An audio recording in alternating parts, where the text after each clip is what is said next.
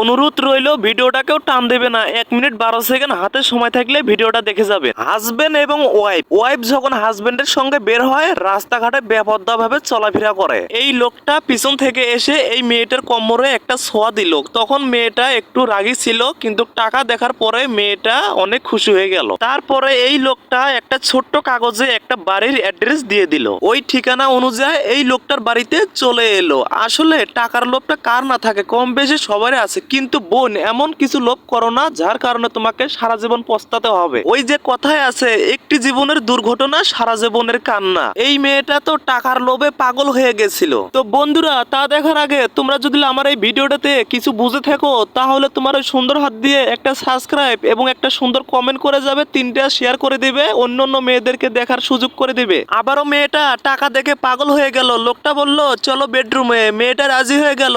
বেডরুমে এসে বলছে তোমার